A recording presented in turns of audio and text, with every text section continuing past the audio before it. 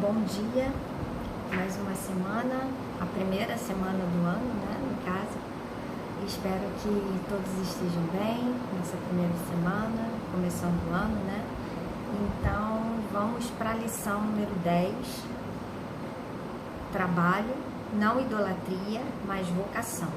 E os textos básicos estão em Gênesis 2, de 1 a 3, e depois em 1 Coríntios 10, 31. Eu vou ler com vocês. Gênesis 2, de 1 a 3. Assim, pois, foram acabados os céus e a terra, e todo o seu exército. E havendo Deus terminado no dia 7º a sua obra que fizera, descansou nesse dia de toda a sua obra que tinha feito. E abençoou Deus o dia 7º e o santificou, porque ele descansou de toda a obra que como Criador fizera. Essa história é bem conhecida, né? Está bem no início lá da Bíblia. Agora a gente vai para 1 Coríntios 10, versículo 31, só um versículo, ó. Portanto, quer comais, quer bebais, ou façais outra coisa qualquer, fazei tudo para a glória de Deus. Né? Nesse versículo não fala, fazei algumas coisas para a glória de Deus. Ele deixa bem claro, fazei tudo. Tudo é tudo que você fizer realmente, engloba todas as coisas, né? Mesmo que você ache, mas isso aqui, né, Deus não vai se importar. Mas isso aqui, o que significa isso aqui para Deus, né? Mas tudo que a gente faz, toda a obra, todo o trabalho, todo o serviço, né, é para a glória de Deus, né? Ele nos criou para a glória do seu nome, né? Então vamos lá, a introdução fala assim, ó. Há quem idolatre seu trabalho ou seu descanso. E há crente que vê o trabalho diário como coisa mundana, efeito da queda. Entendem que só será para o Senhor se for trabalho de pastor ou missionário. Tem gente que acha, né, que qualquer um outro serviço que não seja para pastor ou missionário não é feito para a glória de Deus, mas é, né? E o que ensina as escrituras sobre isso? As escrituras falam bastante sobre isso, né? Então, no ponto hoje, a gente vai ver sobre sua vocação e o descanso, sobre as duas coisas. Ó, Deus chamou Adão e Eva ao trabalho no princípio da sua criação. Sede fecundos e multiplicai-vos, estabeleceu a família, né? Ao reconhecer que não é bom que o homem esteja só e que ele precisava de uma auxiliadora, Deus afirmou que o homem seria um ser social, viveria em comunidade, né? Deus viu que o homem estava sozinho. O que ele fez? Uma auxiliadora, fez uma esposa para ele, né? E todos vocês sabem de que forma que foi criada a mulher, né? A ordem de se sujeitar à terra determinou o trabalho humano. Então, quando fala sujeitou, ele quer dizer o quê? Que ele determinou ali que o homem fosse trabalhar. Ele não ia ficar de boa vida, né? Deus criou tudo e o homem ia ficar só passeando. Não, o homem ia trabalhar, né? Isso a gente vê bem claro na Bíblia, né? Cada versículo de Gênesis a gente vê que Deus criou o mundo, né? Criou todas as coisas, depois foi lá, criou o homem e a mulher e deu incumbências para cada um, né? Então, esse trabalho é um trabalho que tem que ser digno, tem que ser feito com respeito, com bom caráter, né? Que a gente precisa fazer as coisas pensando se está agradando a Deus ou não, né? Em tudo que a gente for fazer. Posteriormente, nos 10 mandamentos, Deus apresentou o seu modelo de trabalho e descanso. Assim, o trabalho do homem é uma imitação do trabalho de Deus, uma participação na criação de Deus e na sua criatividade. Mas então veio a queda. Uma das consequências foi que todas as vocações, todas, embora tenham continuado as mesmas, foram amaldiçoadas. Um tema bíblico importante a respeito do trabalho é o sábado, mas ele não está apenas na lei, está também no Evangelho. Jesus ensinou que o sábado é dia de fazer o bem, é dia de descansar, é dia de fazer o bem. O sábado é um dom de Deus para os seres humanos ocupados e cansados. Ele nos oferece uma pausa para descanso, para ficarmos com o Senhor, com a nossa família e com nós mesmos. Então Deus, né, veio trabalhando, chegou uma hora que precisou o quê? Do descanso. E ele quer que esse descanso seja feito para o Senhor, né, que a gente tira esse dia de descanso para o Senhor, para a nossa família, que é um bem que Ele mesmo colocou na terra, né, Ele colocou Eva para que Adão tivesse um auxiliador e que multiplicasse, né, então isso é família, e com nós mesmos, parar um tempo para nós mesmos, né, a gente precisa pensar um pouquinho em nós, olhar para nós, né, ter um descanso para nós mesmos, individualmente falando, né. Então, esse tempo de sábado que fala aqui, de descanso, é para isso, né? O ponto 2, ele fala o seguinte, ó, no mundo, mas não do mundo, né? Isso tem muita diferença, que às vezes a gente fala, o fulano está no mundo. No mundo estamos todos nós, né? Estamos todos nós no mundo. Deus nos colocou aqui neste mundo. Mas nós temos que tomar cuidado, porque nós estamos no mundo, mas não somos do mundo, né? Nós somos separados e escolhidos por Deus. Então, nós já estamos no mundo, mas não somos do mundo. Essa é a diferença. Deus chama pessoas para diferentes tipos de trabalho, como parte do seu domínio sobre o mundo. O próprio Deus está agindo no trabalho do homem, por meio do poder da sua providência. Então, Ele age no meu trabalho, no seu trabalho, no trabalho de quem quer que seja, por meio de poder da sua providência. Ele nos coloca em determinados locais para trabalhar, ou por conta própria, ou para terceiros, porque Ele tem um plano, tem uma providência divina ali, né? Ele não te colocou ali naquele local por acaso. Ele te colocou ali porque Ele tem uma providência para aquilo. Ele tem um propósito para você naquele lugar e para as pessoas que estão à sua volta, né? Seus amigos de trabalho, nem tão amigos assim, apenas só colega de oi, mas Deus vai te usar em determinado lugar. As boas obras que são realizadas por nossa vocação são os frutos da fé. As boas obras não são feitas para Deus, mas para o nosso próximo. As boas obras, irmãos, a gente não faz as boas obras para Deus, né? Deus não precisa disso. As boas obras que nós precisamos praticar, e isso está na Bíblia, é para o próximo, né? Essas são as boas obras.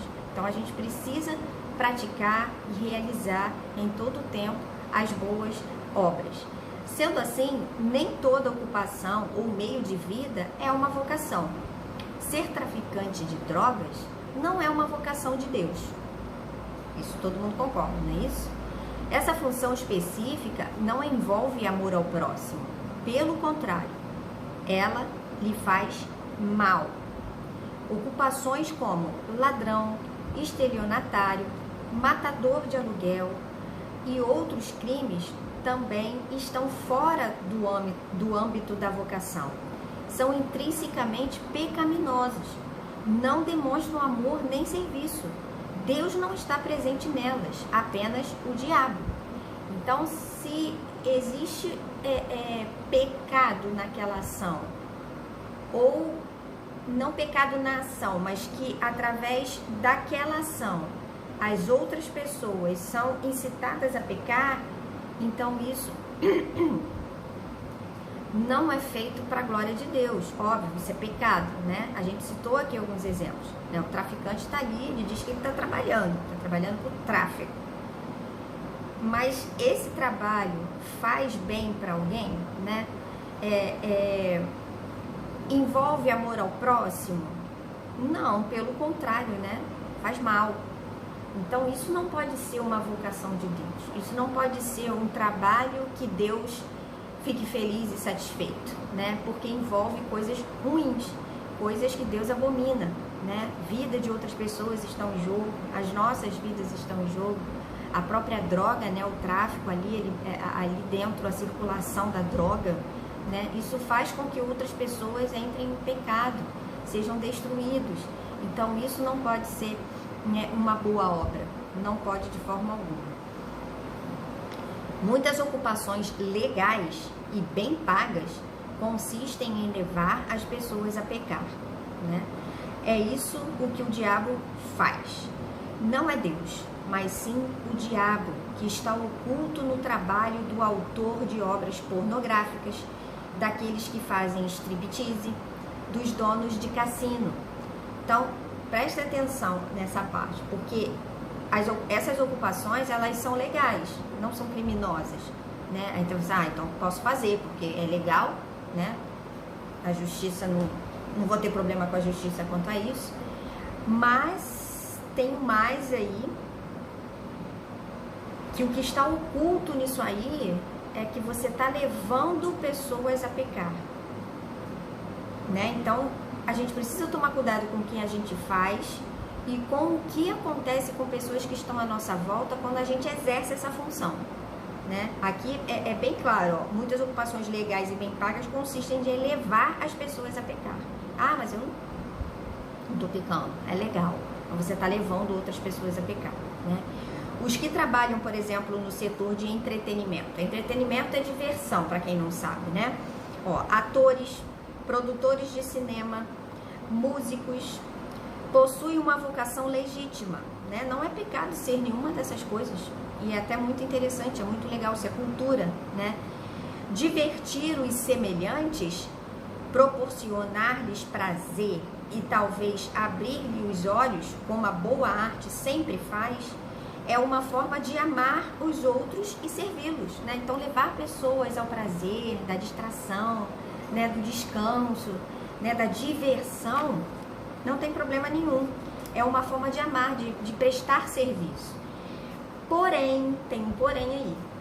Porém, algumas vezes, o diretor do espetáculo os leva a criar o prazer de pecar naqueles que os estão assistindo, né? Então, o que ele está fazendo não é pecado, mas se ele está fazendo com que outras pessoas, né, que estão ali assistindo a ele, comecem a pecar a partir daquilo ali, aí é preciso tomar cuidado, porque, ó, ser uma atriz é uma vocação digna para uma mulher cristã, mas fazer uma cena de nudez não faz parte do seu chamado divino.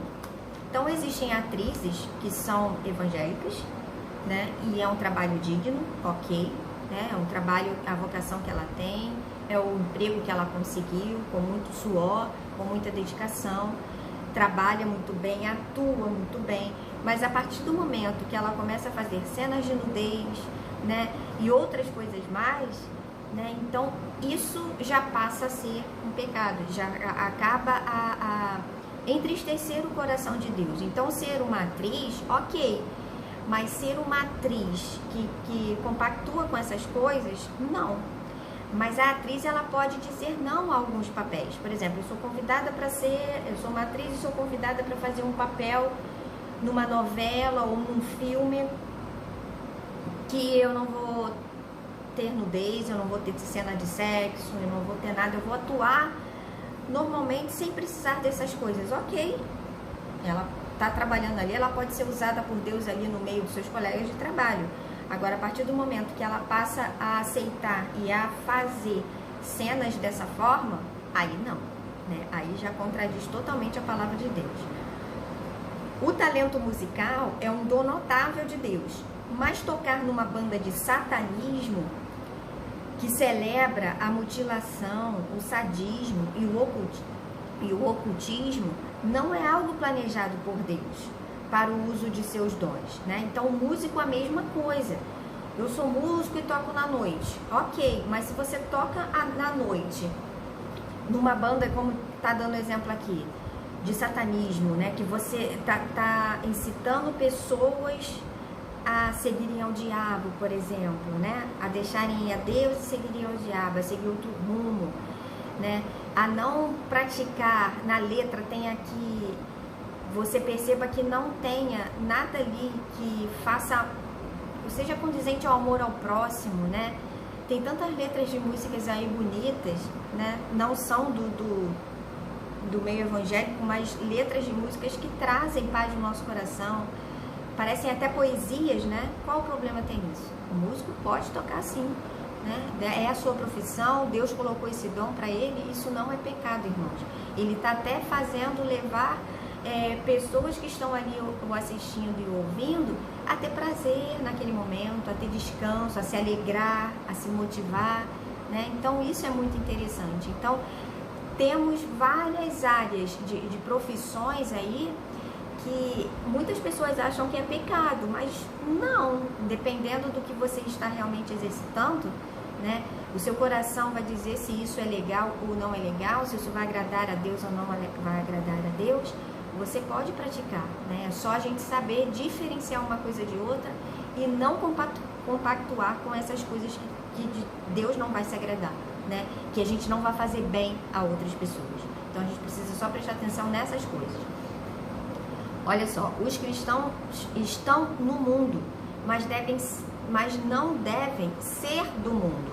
Isso acontece por meio da vocação. A gente está aqui no mundo, né? Deus nos colocou aqui, mas a gente não é dele, né? Nós somos separados e escolhidos por Deus. Então, a gente precisa ter cuidado com essas coisas, aproveitar as oportunidades por estar no mundo, né? De evangelismo, com o vizinho, de, né, colocar uma música assim que nos agrada, a gente está evangelizando. Então, Deus nos colocou no mundo para poder evangelizar essas pessoas. Como é que a gente vai evangelizar essas pessoas que são do mundo se a gente não estiver tendo convívio com elas, né? E nos encontrando com elas no trabalho, no supermercado, na vizinhança, até mesmo os parentes que não são evangélicos. Então a gente precisa aproveitar essas oportunidades. Nós estamos no mundo, mas nós não somos dele, né?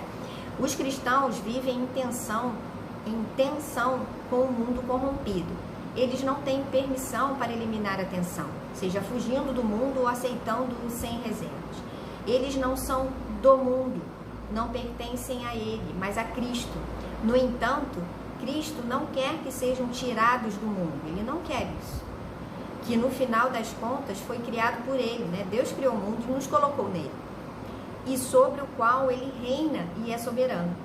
Ele quer protegê-los do mal. Ele nos colocou aqui para evangelizar, para proclamar as boas novas, e ele está todo o tempo tomando cuidado de nós, né? Nos protegendo, porque é um Deus soberano. Então ele precisa, não que ele necessita de nós, que ele pode fazer de outra forma, mas ele nos criou para isso, para levar a palavra, né? Para levar as boas novas de Cristo. Então nós precisamos estar no mundo, mas não praticar as coisas do mundo. Ao desempenhar suas vocações, os cristãos se envolvem com o mundo. É assim que podem exercer uma influência positiva sobre a cultura. Atores, músicos e artistas cristãos podem ser sal e luz num mundo que geralmente é insosso e escuro. É por isso que precisamos de cristãos em todas as profissões ligadas à cultura. A gente precisa ter pessoas de Deus, pessoas escolhidas por Deus, cristãos realmente que estejam infiltradas nessas profissões, né, nesse mundo aí, para que a palavra de Deus possa ser levada, né, possa ser divulgada, transmitida. Então a gente precisa de cristãos nesses locais que foi citado aqui e em muitos outros, né? Além disso, é na vocação que a evangelização pode ser feita com mais eficácia. Como os não cristãos podem ser alcançados pelo evangelho, né? Como os não cristãos vão ser alcançados pela palavra de Deus, pela verdade. É improvável irem a uma igreja sozinhos. Ele fala assim, hoje eu vou numa igreja. Se você não convidar, se você não falar do amor de Deus, se você não divulgar o quanto é bom estar ali, é muito difícil, né? A pessoa por si própria ir, a não ser que o Espírito Santo toque o seu coração, vai lá na igreja tal, aí ok. Mas nós precisamos estar ali inserida nesse mundo, né? Nesse meio de contato com essas pessoas, para que a gente possa dar bom testemunho e fazer com que essas pessoas cheguem até Deus. Então, talvez um evangelista possa bater a porta deles, mas hoje em dia dificilmente vão deixá-lo entrar, realmente.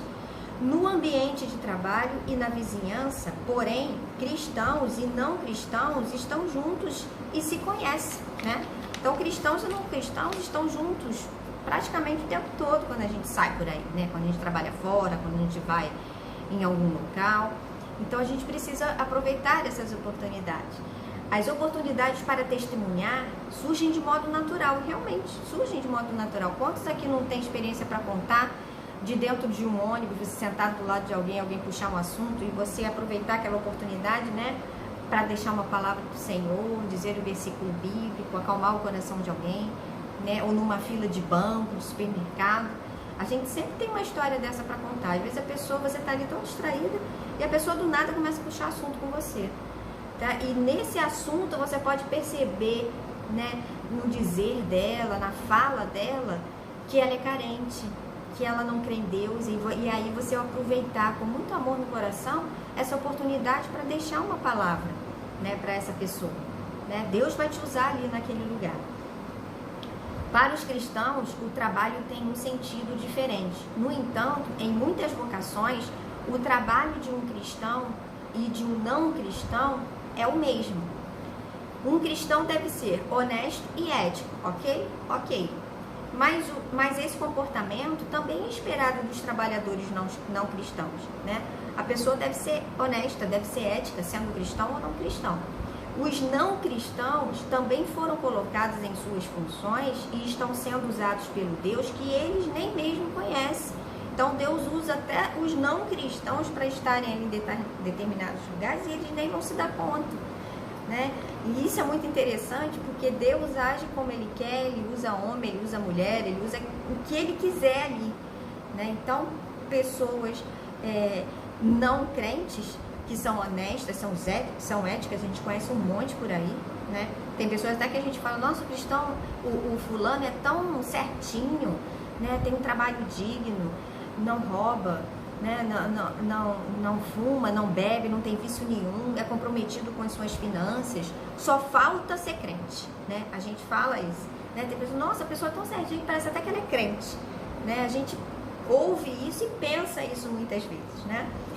Deus veio até o mundo material, tornou-se carne em Jesus. Ele veio até aqui e tornou-se carne em Jesus. Ele nasceu numa família, numa determinada cultura, na qual, como filho de um carpinteiro, deve ter trabalhado com as próprias mãos. Seus discípulos também vieram de diferentes vocações. Coletor de impostos, pescadores, muitos deles foram, né? Paulo fazia tendas, então várias funções e diferentes funções, né? A gente vê aí na própria palavra de Deus. Provavelmente eles pescavam, cortavam e costuravam tecidos do mesmo modo que os que não conheciam a Jesus. No entanto, Mateus, o coletor de impostos, assim como Zaqueu, deve ter se tornado mais honesto nos seus negócios, depois que começou a seguir a Jesus. Algumas vezes, os pescadores, Pedro, Tiago e João, deixaram suas redes para seguir a Cristo, porém, voltaram a elas depois que Jesus morreu.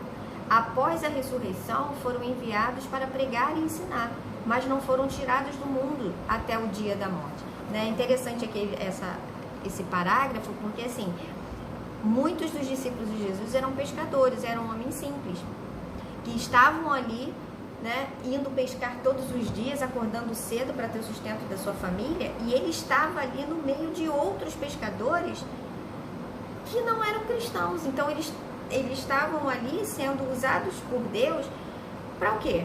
Para falar do amor dele, né? Para ser bom, para ser honesto. Muitos ali não deveriam ser, não deveriam pensar e agir da mesma forma, mas ele estava ali envolvido com outros pescadores, né? Igual a gente está no meio de trabalho né, secular aí, no meio de outras pessoas que fazem a mesma função que a gente, e a gente é usado por Deus ali para falar do amor dele. Então, assim, na Bíblia e fora da Bíblia, a gente vê situações que são usadas, né, por Deus, e a gente precisa aproveitar essas oportunidades para proclamar a palavra de Deus. Então, Deus usa a gente no próprio trabalho, né, no sacrifício nosso de todos os dias, né? E a conclusão, irmãos, é bem interessante. Olha, quando os aviões se chocaram contra as Torres Gêmeas em Nova York, foi no dia 11 de setembro de 2001, né? Milhares de trabalhadores correram para fora do prédio, né? As pessoas que trabalhavam naquele prédio, porque era um prédio comercial, não era um prédio de moradia, quando começou aquilo tudo, o que eles fizeram? Correram lá para fora, desceram e saíram para fora do prédio, porque não sabiam o que estava acontecendo. Porém, os policiais e os bombeiros corriam para dentro do prédio, contra o fluxo de pessoas, né? As pessoas que ali trabalhavam no prédio saindo, correndo desesperadas, e os policiais e os bombeiros corriam para dentro do prédio. Então, havia um choque ali, pessoas saindo e pessoas entrando. Quando as torres desabaram, centenas deles que entraram ali no prédio, que tinham entrado nos edifícios condenados para resgatar tantos quantos pudessem, perderam a vida. Mais tarde, os bombeiros, os policiais e a equipe de resgate trabalharam ininterruptamente nas ruínas, né, nos escombros ali, tentando desesperadamente encontrar alguém vivo, empenhados em desobstruir o local, trabalhando exaustivamente para encontrar vestígio de vida e recuperar corpos. Todos concordaram que foi um verdadeiro ato de heroísmo daqueles homens, né, dos profissionais que estavam atuando ali naquele momento. É interessante observar que quando os heróis puderam fazer uma pausa longa o suficiente para serem entrevistados, eles modestamente dispensaram os elogios. Disseram: estávamos apenas fazendo o nosso trabalho. Essa é a doutrina da vocação. Homens e mulheres comuns que expressam o amor e o serviço ao próximo, apenas fazendo o seu trabalho. Então, realmente, irmãos, aqueles que estavam entrando ali, né, os policiais, os bombeiros, né, os enfermeiros, os médicos, né, as pessoas que estavam ali tentando resgatar vidas, salvar vidas, qual é o trabalho deles? É esse, né? Então, ali, para eles estavam apenas trabalhando, porque o trabalho deles é salvar vidas. Os bombeiros salvam vidas, os médicos salvam vidas, os policiais salvam vidas, né? Então, o trabalho, eles estavam exercendo ali a vocação que Deus deu, né? O amor pela profissão ali. Muitos deles nem bem remunerados financeiramente são, mas estavam fazendo ali com amor, né? Enquanto muitos estavam ali chorando, né, a perda de parentes, de amigos que estavam ali naquela situação. Muitos deles se entristeceram de ver toda aquela situação, mas eles estavam ali trabalhando, era o dom que Deus deu para eles. Então ali eles descartam qualquer forma de elogios. Nossa, vocês foram uns heróis. Realmente, irmão, olhando para a palavra herói, salvar vida é um ato de heroísmo realmente. Mas era a profissão de cada um deles, é a profissão que cada um deles escolheu. Então eles estavam ali trabalhando, né? A faxineira, né, a que está num prédio, né, comercial, fazendo a faxina, num escritório muito chique, né, recolhendo o lixo de cada gerente, né, indo nos banheiros fazer a limpeza, né? Ela está ali sendo usada por Deus, né, fazendo o seu trabalho para que todos em comum tenham um ambiente limpo, um ambiente tranquilo que possa trabalhar. Então Deus usa cada profissão, cada um de nós, com a intenção de amor, né? Não de uma idolatria. Nós não podemos ser idólatras ao nosso trabalho, porque tem pessoas que são, né, esquecem todas as outras coisas apenas para trabalhar, tem 2, 3 empregos. Eu sei que a situação está difícil, mas nós precisamos focar, né? Precisamos ter tempo para o descanso, como a palavra de Deus diz aqui, né? Então fazer tudo conforme a palavra de Deus nos ensina a fazer e a praticar. E a aplicação fala o seguinte, trabalhe da melhor forma que puder, explorando e desenvolvendo os talentos naturais e a vocação que Deus lhe deu, para que por meio do seu trabalho ele seja glorificado, né? Então, em tudo que a gente faz, né, a gente precisa glorificar o nome de Deus, fazer com amor, fazer com carinho, ser justo no que a gente faz, né, ser honesto, né, para que Deus se agrade de tudo isso. E até porque Ele nos vocacionou, Ele nos deu os dons para nós realizarmos e fazermos isso tudo com a intenção de ajudar até mesmo o próximo. Então precisamos fazer, né, o nosso trabalho, tudo que Ele colocou em nossas mãos para fazer com amor e com carinho e dedicação. Amém? Vamos orar. Pai, queremos te agradecer por mais essa lição, te agradecer pela nossa classe reunida, mesmo que por vídeo. Queremos te agradecer porque Tu és um Deus fiel para conosco, um Deus que nos abençoa, um Deus que cuida de nós. Muito obrigada, Deus, porque Tu nos deu dons e talentos para podermos atuar aqui na terra, estarmos aqui no mundo. Obrigado porque nós não somos do mundo, mas estamos aqui para levar e propagar o Teu Evangelho e dar bom testemunho, porque precisamos ser sal e luz aqui na terra, ó Deus. Muito obrigado pelos dons e talentos que Tu nos proporciona e nos ensina a cada dia a fazer melhor o nosso trabalho, a fazer com amor, a fazer com carinho e a também ter dias de descanso, para cultuarmos a Ti, para estarmos com nossas famílias, para cuidarmos de nós mesmos. Muito obrigado pelo Teu amor pelas nossas vidas. Continue conosco, em nome de Jesus. Amém. Muito obrigado, queridos, pela companhia de vocês mais uma vez. Fiquem todos na paz de Deus. Tenham um bom domingo e até a próxima. Um beijo grande.